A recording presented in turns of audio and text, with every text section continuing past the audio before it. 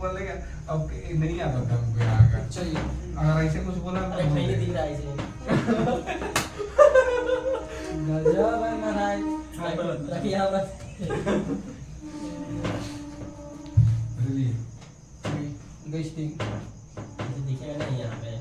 अरे नहीं दिखेगा तुम चलो ना, टेंशन।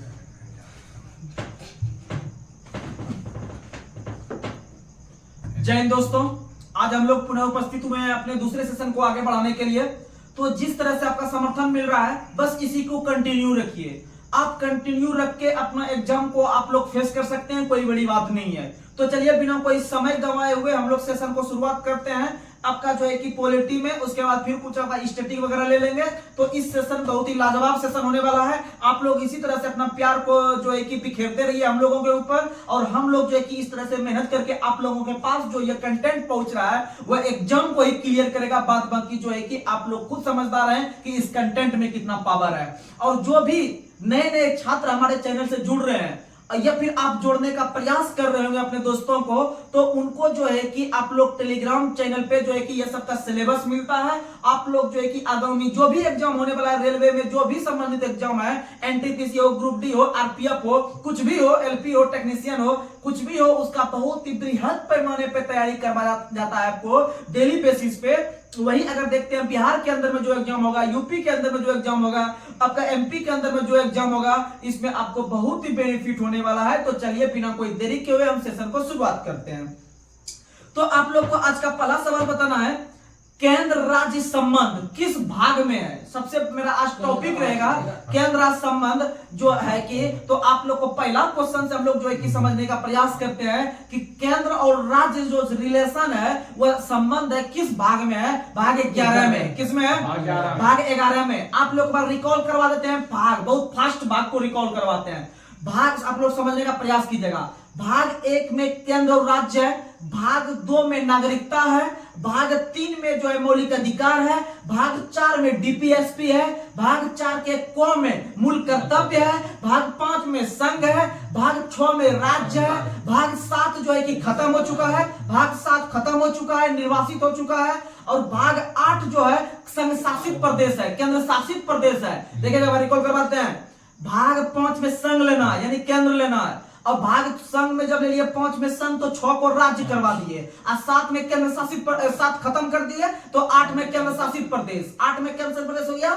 वहीं भाग 9 में जो है आपका पंचायती राज है, भाग 9 में पंचायती राज है, भाग 9 के क में नगर पालिका है, भाग 9 के ख में आपका सहकारी समिति है, भाग 10 में SC ST है, भाग 10 में SC ST, भाग 11 में जो है आपका जो है कि आपका भाग 11 में केंद्र राज्य संबंध है। उसी संबंध आज हम क्वेश्चन करेंगे। भाग 11 केंद्र राज्य संबंध है, भाग 12 में वित्त है, भाग 12 में वित्त है, और भाग 13 में आपका व्यापार है, भाग 13 में व्यापार है। और देखिए 12 में वित्त, ब से 12, ब से वित्त, और जब वित्त हमको मिल गया तो 13 में व्यापार शुरू कर देंगे। क्या शुरू कर देंगे?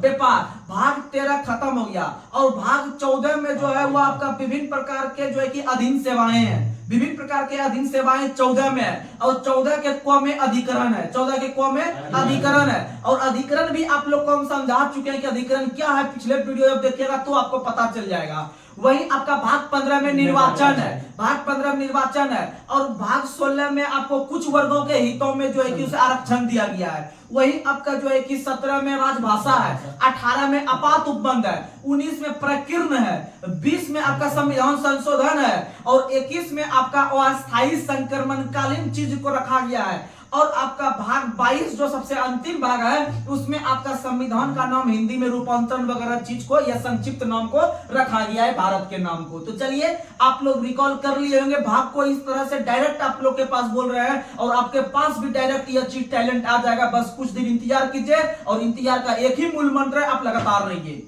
चलिए अब शुरुआत करते हैं। तो हम चर्चा करने जा रहे हैं केंद्र और राज्य। आप लोग को पता होगा कि भारत में विभिन्न प्रकार के कुल 28 राज्य हैं, 28 राज्य है, और केंद्र जो है भारत में एक है। केंद्र भारत में कितना है? एक है। केंद्र भारत में एक है। ये जो हम टॉपिक पढ़ने जा रहे हैं केंद्र राज्य संबंध पढ़ने जा रहे हैं, केंद्र शासित प्रदेश और राज्य को पढ़ने नहीं जा रहे हैं, या केंद्र और राज्य को पढ़ने जा रहे हैं, यानी मोदी सरकार और नीतीश कुमार, या मोदी सरकार या योगी आदित्यनाथ, या मोदी सरकार या आपका मोहन यादव, या क्या पढ़ रहे हैं? मोहन यादव। यानी ये राज्य और केंद्र के बीच के रिलेशन को देखने के लिए जा रहे हैं। क्योंकि भारत जो है एक प्रकार का आपका राज्यों का संघ है, यानी विभिन्न प्रकार के राज्य मिलकर एक संघ का निर्माण किया हुआ है। तो हमको दोनों के बीच का रिलेशन या सामंजस्य स्थापित है या बढ़िया से रिलेशन चल रहा है, तभी तो भारत विभिन्न प्रकार के राज्य मिलकर भारत या केंद्र को डेवलप करके आगे की ओर जो है कि एक विश्व गुरु के नाम से जो है कि प्रसिद्धि प्राप्त करवा रहा है। तो आप लोग को बता दे कि सबसे पहली बार आप लोग को बता दे कि पूरे भारत के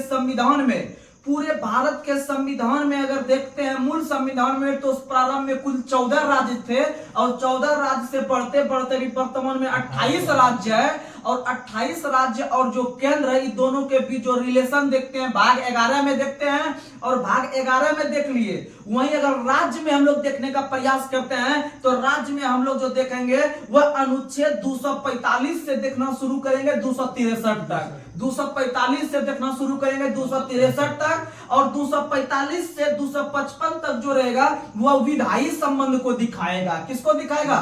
विधायी संबंध। तो केंद्र राज्य संबंध को दो भाग में बांट के पढ़ते हैं। 245 से लेकर 255 तक जो पढ़ेंगे वह विधायी संबंध को पढ़ेंगे। अर्थात क्वेश्चन यहां से यही उठा देगा, देखिएगा बेसिक नॉलेज रहेगा क्वेश्चन यहीं से उठाएगा कि केंद्र राज्य विधायी संबंध किस अनुच्छेद से किस अनुच्छेद के बीच है। तो 245 से 255 यानी 10 कवर कर लिया।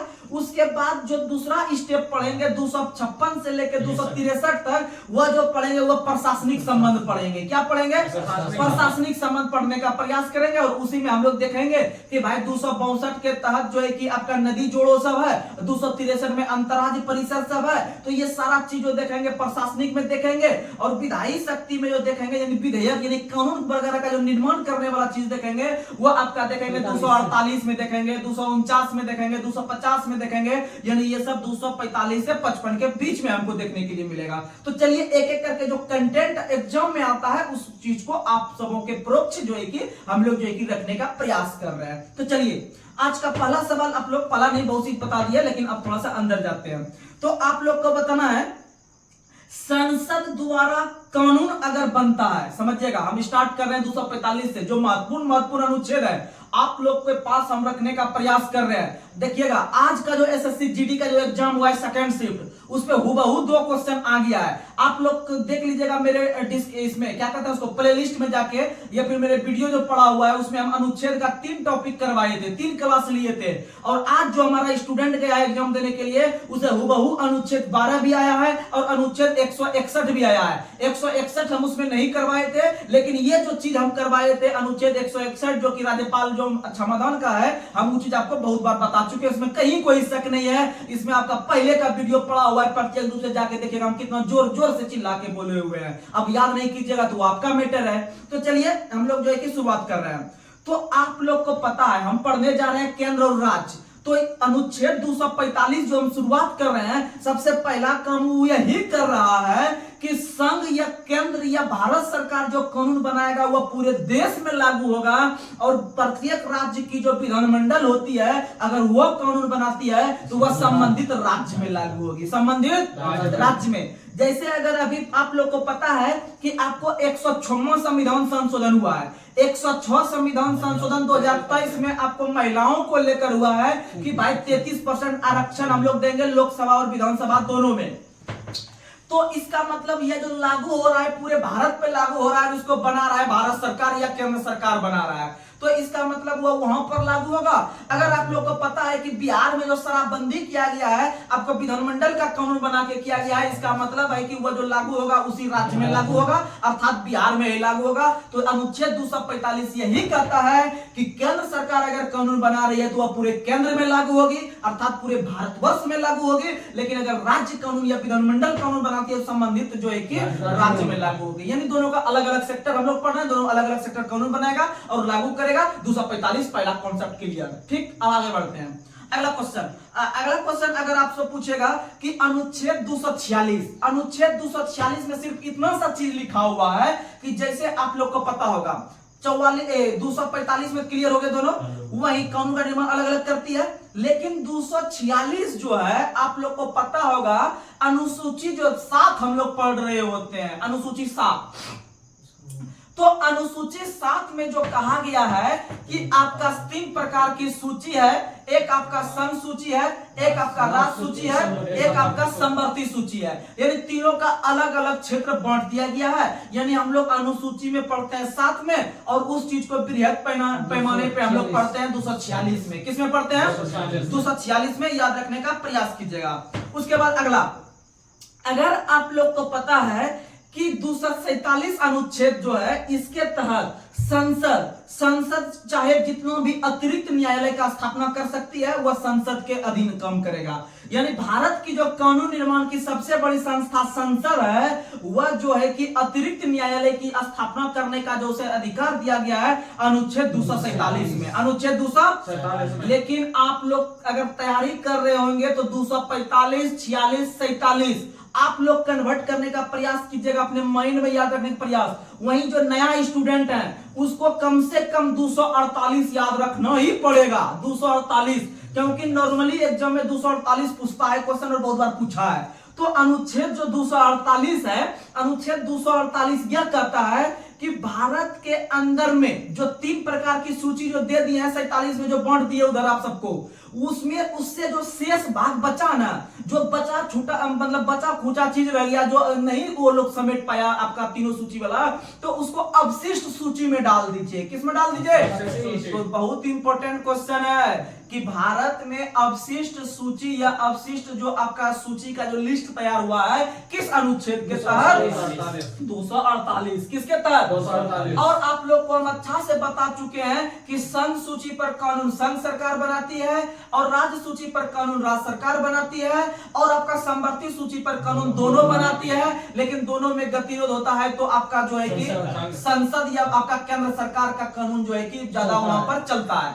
लेकिन अवशिष्ट सूची जो 248 में है, इस पर जो आपका अधिकार रहता है वह भारत सरकार या संसद को रहता है। याद रखने का प्रयास कीजिएगा।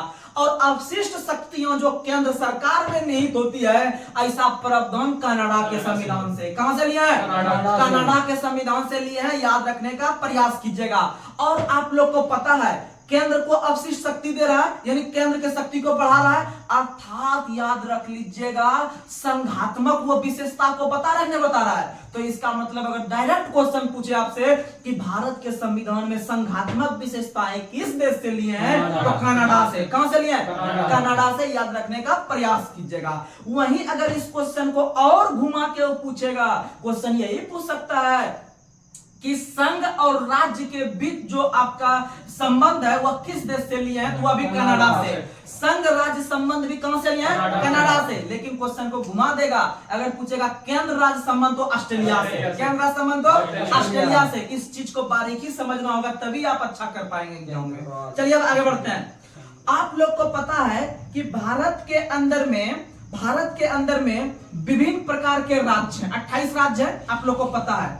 और भारत के अंदर में राष्ट्रपति को यह अधिकार है, भारत के अंदर में राष्ट्रपति को यह अधिकार है कि किसी भी राज्य में हम आपातकाल को लगा सकते हैं, पर्सनली या राष्ट्रपति शासन को लगा सकते हैं, और वह राज्यपाल के कहने पर लगाएगा। इतना तो कॉमन जानकारी सबको प्राप्त होगा कि राज्यपाल के कहने पर राष्ट्रपति किसी भी राज्य में राष्ट्रपति शासन लगा देते हैं। और याद रखिएगा राष्ट्रपति शासन किसी प्रॉपर राज्य में या किसी प्रॉपर जगह पे भी लग सकता है 256 के तहत, और 356 और 365 के तहत, ये दोनों के तहत राष्ट्रपति शासन लगते हैं भारत के अंदर। याद रखिएगा। और राज्यपाल के कहने पर राष्ट्रपति लगाते हैं। और भारत में पहली बार राष्ट्रपति शासन 1952 में लगा था पंजाब के अंदर में, पहली बार 1952 में पंजाब के अंदर में लगा था। और याद रखिएगा कि आपका बिहार में कुल 8 बार लगा है। कितना बार लगा है? 8 बार लगा है। और आप लोग को बता दे कि अगर मान लीजिए सपोज दैट एक समझने का प्रयास करते हैं, उदाहरण स्वरूप अनुच्छेद 249 को समझाने का प्रयास कर रहे हैं, समझिएगा अनुच्छेद 249 को। तो आप लोग को हम बता दें कि अनुच्छेद 249 जो है भारत के अंदर में अगर किसी राज्य में, भारत के अंदर में अगर किसी राज्य में या किसी राज्य सूची के विषय पर अगर कानून का जरूरत हो, भारत के अंदर में राज्य सूची पर अगर किसी कानून को बनाने का अगर जरूरत पड़ गया राज्य सरकार को या राज्य सूची में, तो वहां पर राज्यसभा आगे आएगा। कौन आएगा आगे? राज्यसभा। संसद के दो सदन होते हैं, लोकसभा और राज्यसभा। और राज्यसभा जो होता है वह राज्य का प्रतिनिधित्व करता है। किसका प्रतिनिधित्व करता है?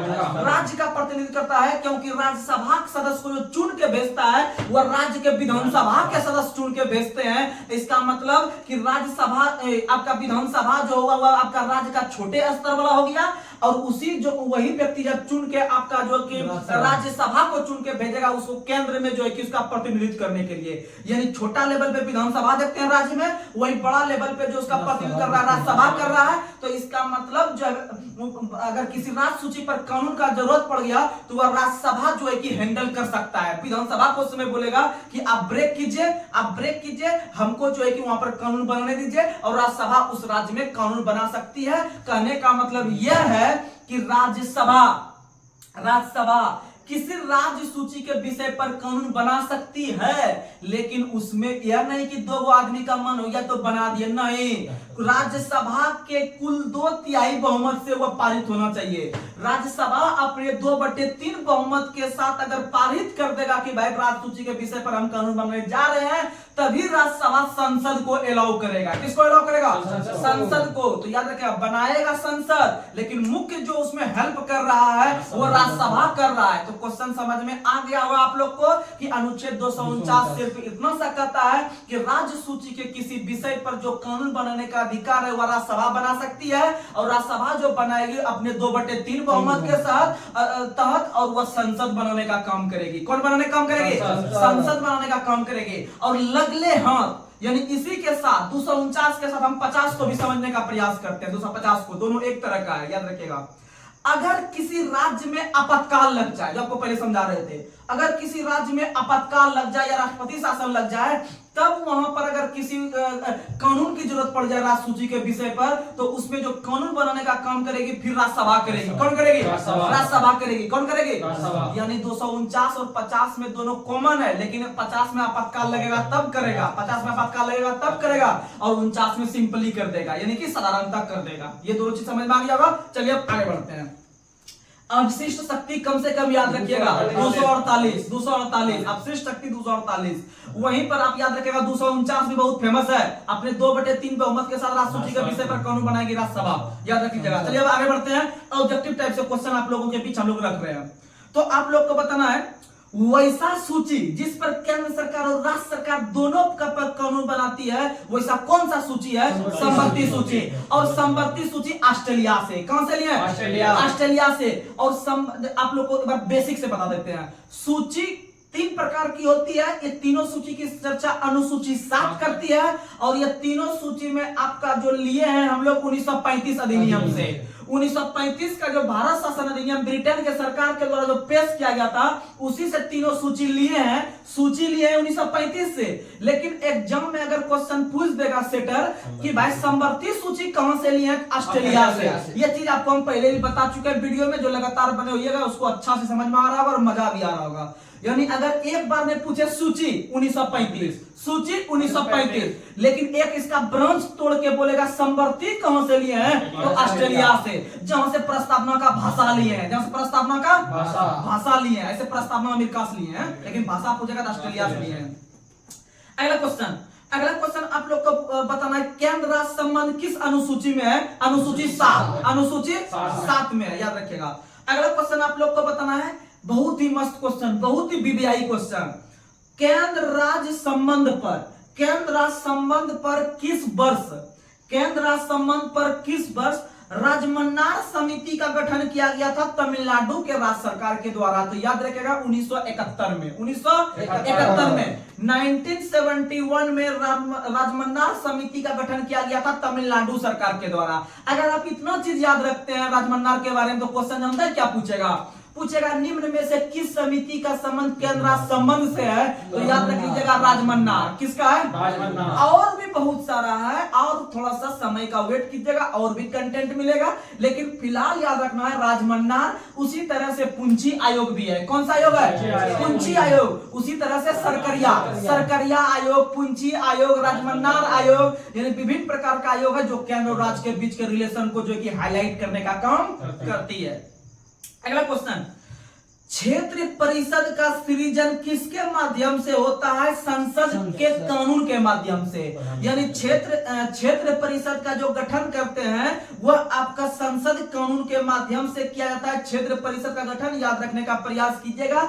और भारत के अंदर में पहली बार जो क्षेत्र परिषद का गठन किया गया था 1955 में। कब किया गया था? जैसे आप लोग को पता होगा कि भारत को आपको जो है कि कुल 5 प्रकार के क्षेत्र परिषद में बांटा गया है, लेकिन ये 1955 का हम बात कर रहे हैं। वर्तमान समय में अगर देखते हैं कि भारत को कितना क्षेत्र परिषद में बांटा गया तो कुल 7, कुल कितना? कुल 6, सॉरी कुल कितना? 6। पहले 5 में बांटा गया था, पहले 5, उत्तर दक्षिण पूरब पश्चिम एवं मध्य हो गया, ये कुल 5। 1955 का बात कर रहे हैं। लेकिन आगे जब समय बढ़ा, जब पूर्वोत्तर के विभिन्न राज्यों का विकास हुआ, गठन हुआ, तो उसके बाद जो है कि 1972 ईस्वी में 1972 को आपका जो है कि पूर्वोत्तर क्षेत्र परिषद का भी गठन किया, जिसमें 7 सिस्टर के विभिन्न सारे राज्य आते हैं। तो याद रखिएगा वर्तमान समय में क्षेत्र परिषद की संख्या 6। कितना है? 6। और छुम्मा जो हुआ है वह आपका पूर्वोत्तर हुआ है। पूर्वोत्तर में अधिकतर 7 सिस्टर आते हैं। उससे पहले 1955 में कुल 5। आगे अगला क्वेश्चन आप लोग को बताना है, रेडियो और दूरदर्शन यह एक प्रकार के विज्ञापन का स्रोत है और विज्ञापन पर भी टैक्स लगता है सरकार के द्वारा। तो यह सरकार, कौन सा सरकार टैक्स लगाता है? राज्य सरकार। कौन सा? राज्य सरकार। आप लोग बाइक से जाते होंगे, 4 व्हीलर से जाते होंगे बड़े बड़े हाईवे पे, तो वहां पर टोल टैक्स लगा रहता है। तो टोल टैक्स जो होता है उसको हिंदी में कहते हैं पथ कर। पथ मतलब रास्ता, और कर मतलब टैक्स। यानी टोल टैक्स या पथ कर जो लगाता है वह भी राज्य सरकार। वह भी कौन लगाता है? राज्य सरकार। याद रख लीजिएगा। आगे अगला क्वेश्चन आप लोग को बताना है, अंतरराज्य परिषद का जो अध्यक्ष होता है वह कौन होता है? प्रधानमंत्री। अंतरराज्य परिषद के बारे में थोड़ा सा समझने का प्रयास कीजिएगा। बहुत ही मस्त क्वेश्चन आप लोगों के बीच रख रहे हैं। अंतरराज्य परिषद का गठन जो होता है अनुच्छेद 263, बहुत इंपॉर्टेंट है। अनुच्छेद 263 के तहत अंतरराज्य परिषद का गठन होता है। और अंतरराज्य परिषद का जो गठन करते हैं वह करते कौन है? तो याद रख लीजिएगा राष्ट्रपति करते हैं। कौन करते हैं? लेकिन बैठक प्रधानमंत्री वही वाला झोल है। जैसे याद करते होंगे कि दोनों सदनों के बीच जो संयुक्त अधिवेशन जो बुलाने का काम करता है राष्ट्रपति, बुलाने का काम करते हैं राष्ट्रपति, और अध्यक्षता करते हैं लोकसभा अध्यक्ष करते हैं। वही चीज अंतरराज्य परिषद को जो आपका गठन करते हैं वो राष्ट्रपति करते हैं, लेकिन उसका जो अध्यक्षता करते हैं वो भारत के प्रधानमंत्री करते हैं। अध्यक्षता प्रधानमंत्री करते हैं, और जो है कि उसका बुलाने का काम कौन करते हैं? राष्ट्रपति। और अंतरराज्य परिषद जो होता है वह आपका 2 राज्यों के बीच के सामंजस्य को स्थापित करने के लिए होता है। और आप लोग को पता है अंतरराज्य परिषद का पहली बार गठन जो किया गया था 1990 में। कब किया गया था? 1990 में किया गया था। याद रख लीजिएगा 1990 में। बहुत मस्त क्वेश्चन है। अगला क्वेश्चन, सरकरिया आयोग का गठन कब किया गया था? तो 1983 में। 1983 में सरकरिया आयोग 1983 में। और इन्होंने रिपोर्ट दिया था 87 में। रिपोर्ट दिया था 1987 को, और गठन हुआ था 1983 को। याद रखिएगा बहुत मस्त क्वेश्चन है। अगला क्वेश्चन, और सरकरिया आयोग जो था वह 3 सदस्य आयोग था। कितना सदस्य आयोग था? 3 सदस्य आयोग था। और 3 सदस्य में से एक सरकरिया खुद थे, और दूसरा जो थे शिवरमन, और तीसरा थे एसआर सेन। सरकरिया आयोग 3 सदस्य आयोग था। याद रखिएगा। और वर्तमान में निर्वाचन आयोग भी 3 सदस्य। निर्वाचन आयोग भी 1993 से। अगला क्वेश्चन आप लोग को बताना है, पुंछी आयोग का गठन केंद्र राज्य संबंध को लेकर किस वर्ष हुआ था? 2007 में। 2007 में पूंजी आयोग का गठन केंद्र राज्य संबंध को लेकर हुआ था और इन्होंने अपना रिपोर्ट 2010 में दिया था। कब दिया था?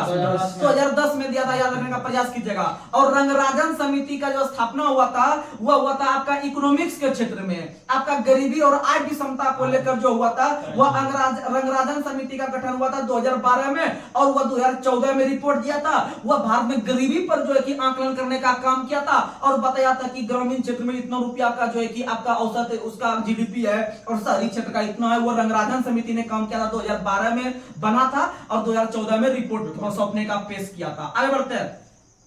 अगला क्वेश्चन आप लोग को बताना है, जल संबंधी विवाद का जो न्याय निर्णय होता है किस अनुच्छेद के तहत? 262। किसके तहत? 262। आप लोगों के बीच हम दो चीज याद रखे हैं। तो एक अगर पूछेगा कि आपका अंतर्राज्य जल परिषद, सॉरी अंतर्राज्य परिषद 63, अंतर्राज्य परिषद 63, वहीं नदी जल विवाद जो होता है 62, नदी जल विवाद 62, याद रखिएगा 262। अगला क्वेश्चन आप लोग को बताना है, किस समिति ने केंद्र राज्य संबंध को लेकर किस समिति ने राज्यपाल के प्रसाद पर्यंत पद जो धारण करते हैं सभी प्रकार के मंत्री परिषद के सदस्य उसे समाप्त कर देना चाहिए, ऐसा प्रावधान को किस समिति ने कहा था? राजमन्नार ने। किसने कहा था? राजमन्नार ने। याद रखने का प्रयास कीजिएगा। आप इस क्वेश्चन को नहीं समझे होंगे अच्छा से, हम आपको थोड़ा समय ले रहे हैं, मात्र 1 मिनट आपको हम समझा देते हैं। आप लोग जब एक अनुच्छेद पढ़िएगा आपको सबसे पहले केंद्र लेवल पे जाते हैं, यानी राष्ट्रपति के पास लेके चलते हैं, उसके बाद राज्यपाल पे लेके आते हैं, आराम से समझ में आ जाएगा। देखिएगा, एक अनुच्छेद आप लोग याद करते होंगे, अनुच्छेद 75। अनुच्छेद 75 में आपका प्रधानमंत्री वगैरह का चर्चा मिलता है और 75 को बहुत सारे क्लाउज में लेके पढ़ते हैं, 75 का 1, 75 का 2, 75 का 3। तो 75 का जो क्लाउज क्षेत्र पढ़ते हैं, 75 का जो क्लाउज 2 होता है वह कहता है कि भारत के अंदर में मंत्री परिषद में जितने भी मंत्री शपथ लेंगे ना वह भारत के राष्ट्रपति के समक्ष प्रसाद पर्यंत पद धारण करेंगे। ये 75 का 2 कहता है, यानी कि लेकिन राष्ट्रपति को उसे हटाने का अधिकार नहीं है, यह कदापि अधिकार नहीं है। भले देखिए, प्रसाद पर्यंत पद का मतलब आदमी समझ लेता है कि जब चाहे उसे हटा सकता है, प्रसाद के रूप में खा सकता है, लेकिन कदापि नहीं कि राष्ट्रपति हटा सकता है उसे। याद रखिएगा, उसे प्रधानमंत्री हटा सकता है। कौन हटा सकता है? प्रधानमंत्री। लेकिन अनुच्छेद 75 का क्लाउज 2 जो है उसके तहत राष्ट्रपति के सामने शपथ ग्रहण करते हैं या प्रसाद पर्यंत पद ग्रहण करते हैं आपके सभी प्रकार के कैबिनेट मंत्री, लेकिन वह उसे कभी हटा नहीं सकते राष्ट्रपति से। हम उसी चीज को उठा के आपको ला रहे हैं यहां पर हम राज्य लेवल पे आपका राज्यपाल के समक्ष। तो आप लोग को हम बता दे कि एक समिति आया था राजमन्नार समिति। राजमन्नार समिति ने कहा था, उसी प्रकार से राष्ट्रपति कर रहा था सब मंत्री का, यहाँ पर राज्यपाल के सामने जो है कि सब मंत्री शपथ लेगा प्रसाद पर्यंत पद का, तो बोला था कि ई वाला सिस्टम जो है ना हटा दीजिए। ये शपथ लेता है प्रसाद पर्यंत पद का और इसको हटाने का अधिकार है ये ना, उस प्रसाद को खाने का अधिकार है ये ना। इसीलिए राजमन्नार ने पहली बार सिफारिश किया था कि ऐसा जो प्रावधान है जो कि राज्यपाल ने शपथ दिलाता है इसको खत्म कर दीजिए, इसको क्या कर दीजिए? खत्म कर दीजिए। और राजमन्नार समिति का जो स्थापना हुआ था आप लोग को हम बता चुके हैं, कब हुआ था? 1913। राजमन्नार आयोग का 1972 में, याद रखिएगा, राजमन्नार आयोग का स्थापना जो हुआ था 1972 में। कब हुआ था? 1972 में, याद रखने का प्रयास कीजिएगा। राजमन्नार आयोग का स्थापना 1972 में हुआ था। ऐसे कोई बुक 1969 भी लिखता है, 1969 में उसका स्थापना हुआ था और 1972 में रिपोर्ट उसको मतलब कि सौंपने का जो है कि आंसर दे देता है। तो आप लोग याद रखिएगा कि आपका जो राजमन्नार आयोग है उसका स्थापना जो हुआ था 1969 में और रिपोर्ट दिया था 72 में। और 72 में जो रिपोर्ट दिया था वो बोल दिया था कि जो है कि राज्यपाल वाला जो नियम कानून होता है, जो मंत्री परिषद को जो शपथ दिलाता है वो प्रसाद पर्यंत पगला, उसको खत्म कर दीजिए। क्या कर दीजिए? खत्म कर दिए। चलिए 2-4 क्वेश्चन और ले लेते हैं। आप लोग को बताना है कि अंतर्राज्य परिषद के बारे में समझ में आ गया होगा। 1990 में पहली बार इसका गठन किया गया था और करते हैं गठन राष्ट्रपति, अध्यक्षता करते हैं प्रधानमंत्री। और याद रख लेना है कि अंतर्राज्य परिषद की बैठक एक वर्ष में कम से कम 3 बार। कितना बार? 3 बार। कितना बार? 3 बार। जैसे आप लोग पढ़ते होंगे कि 2 सत्रों के बीच का जो होना चाहिए वर्ष में कम से कम 2 बार। कितना बार?